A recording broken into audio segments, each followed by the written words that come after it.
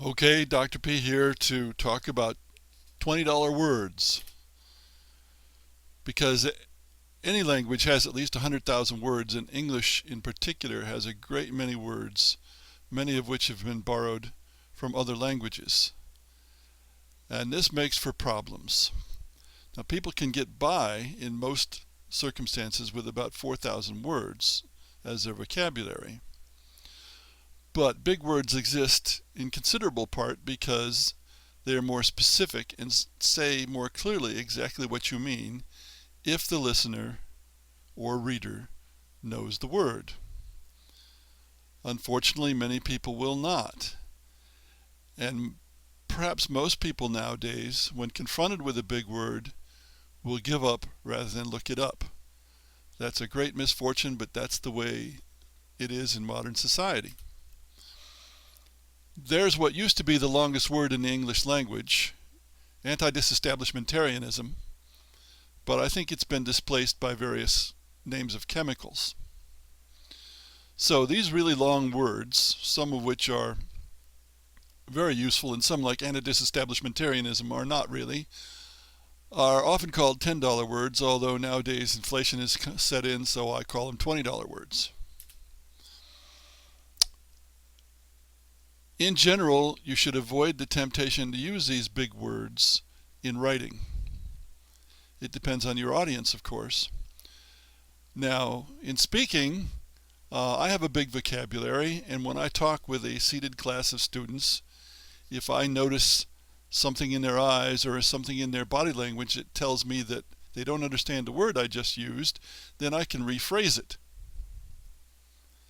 And that way, they'll learn the word, which of course is part of education. Unfortunately, you can't do that in writing. You can't see the reader.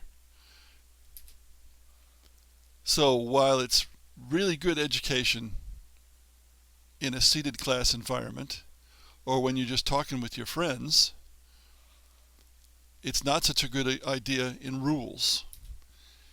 In rules, you can't do this, and so you have to get it right the first time.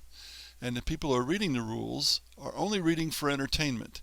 And most likely they're reading the rules because nobody else is willing to, and they don't really want to. They're just stuck with the job. There are exceptions. There are people who like to read rules like me, but they're not the norm. So when you're writing the rules, you've got to avoid words that might be misunderstood. And that's not just big words. It's words that have double meanings that could be misinterpreted. Anything that might be misunderstood, you don't want to have it in there. So keep it simple. Err on the side of simplicity. Err on the side of possibly using more words to describe something, because the single word that is perfect is one that the reader might not know. And then put your document, your set of rules, through a word processing program that measures the reading level. Now, this reading level is just a formula involving the number of words per sentence and the number of sentences per paragraph and so on. So it's not perfect, but it's sort of a ballpark guideline.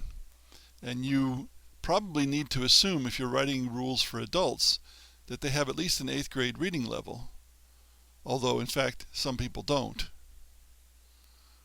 But if you get too far down, then you can start to insult people, and that doesn't work very well either. When you've written your rules, ask other people to read the rules with things like $20 words and words with multiple meanings in mind, so that you don't have the readers of your rules misunderstand.